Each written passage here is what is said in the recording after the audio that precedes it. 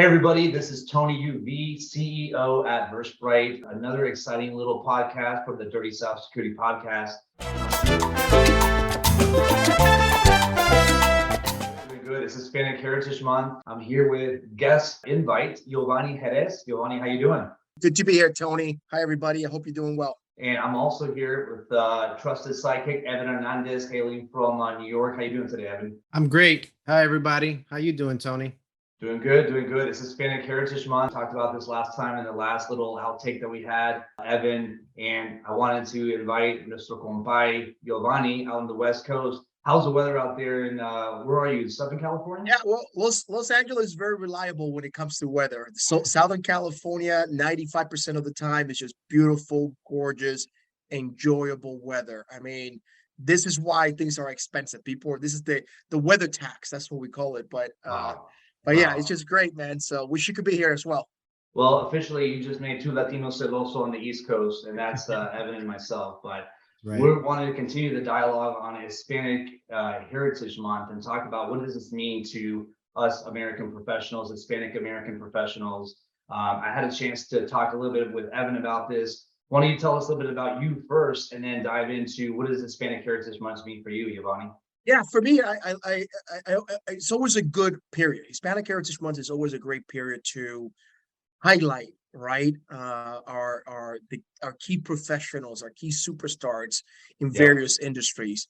I've had the opportunity to be in a place that celebrates our heritage very intentionally. So we highlight not only the employees that are of Hispanic descent, but we also host like High Tech Day, where we invite Latinos from high school and from middle school to come in and learn about tech and STEM and those opportunities that exist there.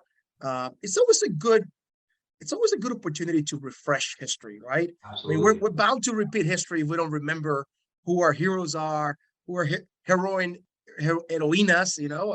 our Latinas are as well, and what they've done for us. Because at the end of the day, all of us stand on the shoulders and the roots of previous generations, right?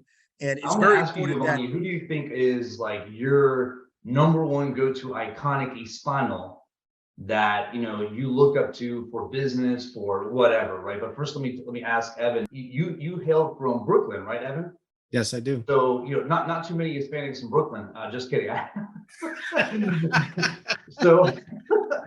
And when you were growing up, was there a lot of stuff, or even now, did you see a lot of things where there's a lot of like technology now being, appreciated by young entrepreneurs or young, technologists that are Hispanic in background? For me, I would still say no.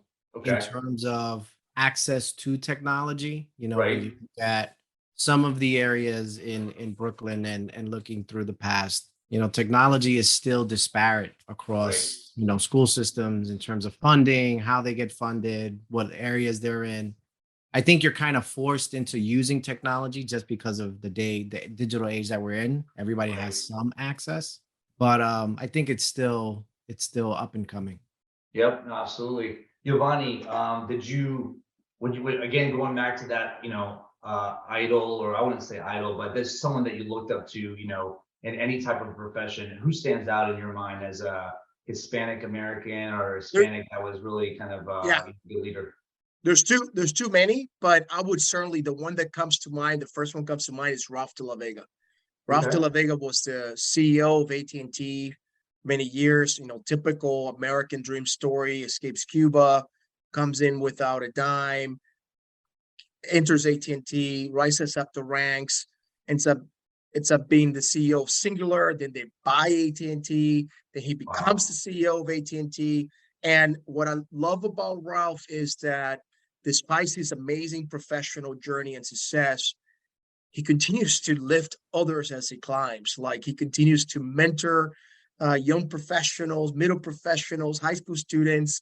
And now that he's retired, I know that he's doing spends a lot of time giving young entrepreneurs an opportunity to just be exposed and have the right mentorship in order to be successful.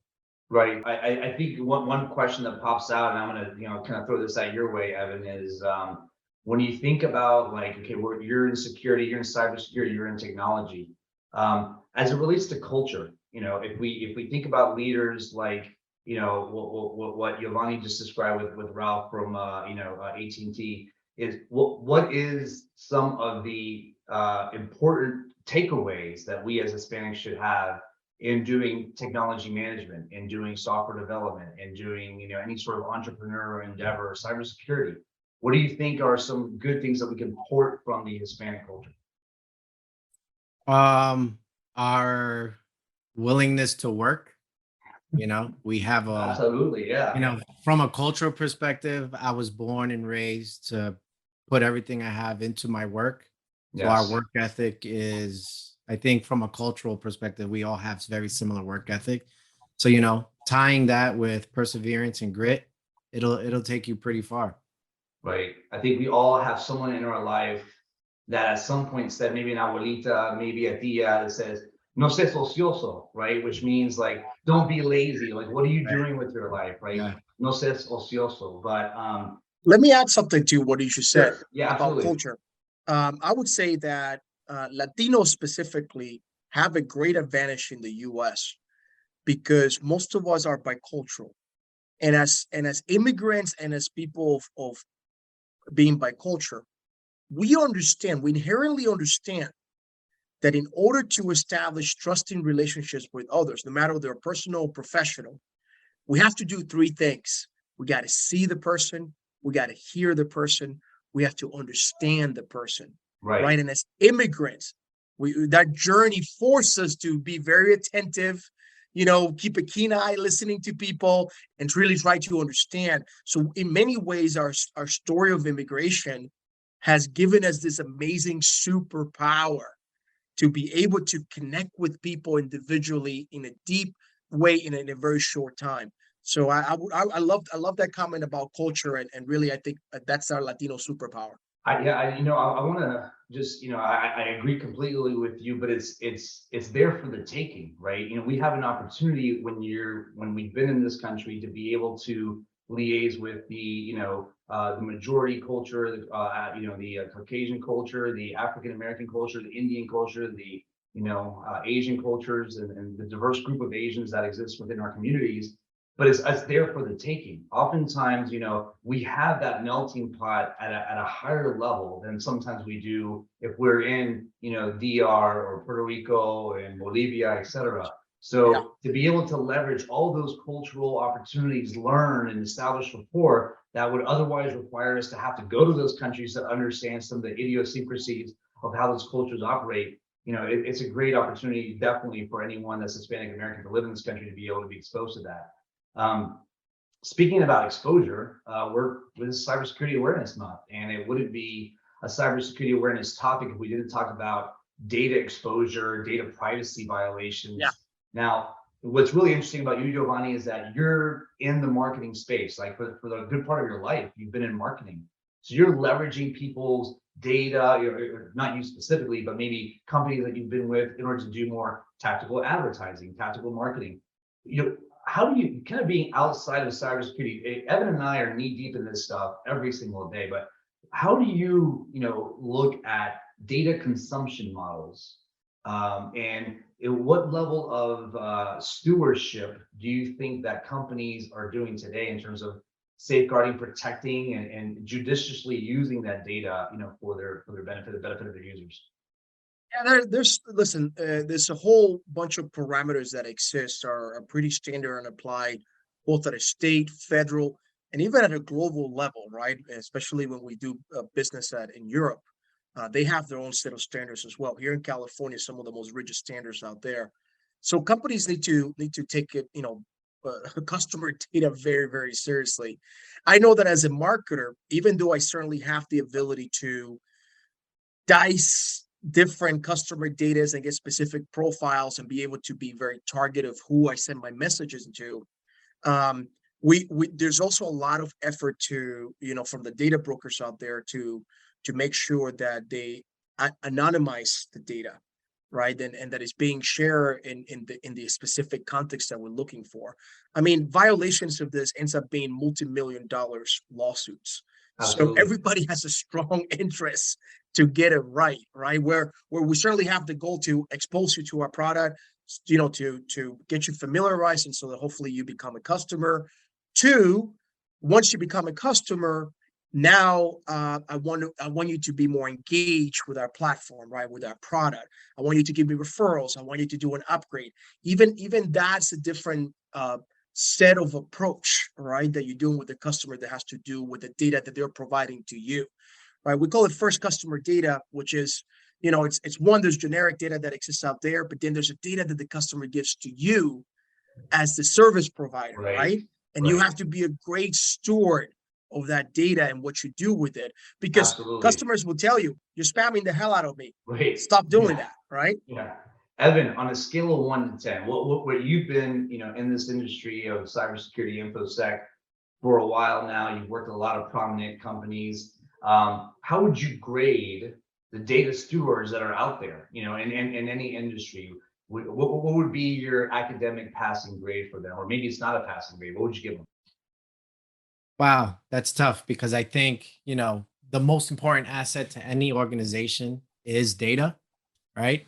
And that's across multiple layers of data, customer data, organizational data. So the grade can vary. I would say right now, I would give it a failing grade, in my opinion, just because, us as people being the stewards of our own data, we're not responsible for it. So then we willingly give data to other organizations. Yeah.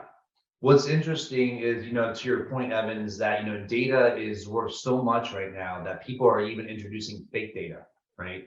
There's fake profiles. I just saw a post from a friend of mine today. He kind of showed all the LinkedIn posts. Shout out to Andrew Haley. He showed a LinkedIn post where basically it showed all of the LinkedIn users associated with Amazon over a span of months. And after the revelation that there was a lot of bots on these social media platforms, a lot of companies have been going in and cleaning. And this is data interactions, conversations that are happening between bots and human users, and all this stuff is being mined somewhere. So I agree, Evin. I think you're not far off in doing a failing grade. But Yovany, I mean, as someone that's been part of companies that's been the steward of this data, what needs to change? What needs to change in the business model?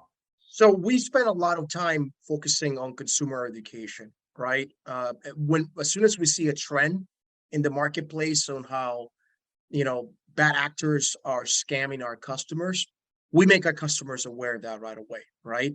We take note of that. We put them out there. We inform. We proactively notify our customers to try to prevent them.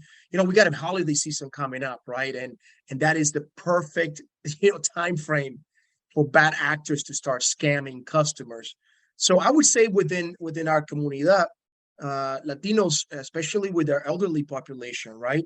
We gotta train our abuelos and our uncles and our tias to be a little bit more aware that, like, just because somebody calls you on the phone and tells you, hey, I'm representing this company, that doesn't mean that they are, right? Like, always second guess it.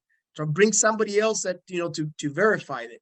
If you get an email that looks suspicious or that has a link, don't automatically link on it. Always double check. So that's the major thing that we as a company can do. It's educate the consumer, make them aware of the trends that we see, and be very proactive about that. So that, at the end of the day, if we empower the consumer, they're the first wall of defense when it comes to scammers.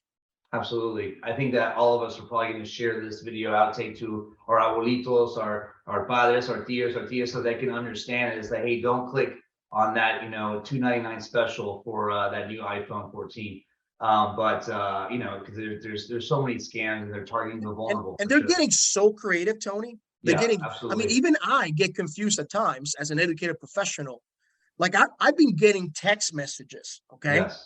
They go like, hey, how are you? And I'm like, it's a number that's out of the blue. And I'm like, do I know this person? And you're like, nope, don't even open it. Don't even delete, don't engage. Right. No, it's true. Well, listen, I appreciate the time, the insights from both of you. I do have some parting questions for both of you. So I'll make it unique for both. So Yovany, I got a question for you. Bachata, cumbia, or salsa? Which one? Salsa, 100%, baby. Salsa. Okay, all right. Ahí vamos. All right, Evin, what about you in terms of top time favorite Latina artist of all time? Oof. Who's up there? Who's your go-to? If you're gonna basically, you know, dejar este mundo, leave this planet, you gotta just listen to that one track from your favorite Latina artist. Who is it? That's gonna be Tito Puente, hands There down. you go. There you go. That's the guy. Ahí vamos. Bueno, hey, it's been a gusto. I appreciate the time, Yovany, Evin. Thanks so much. This has been another Dirty South CyberSecurity Podcast with special guest Yovany Jerez. And take care, everybody. Adios. Nos vemos.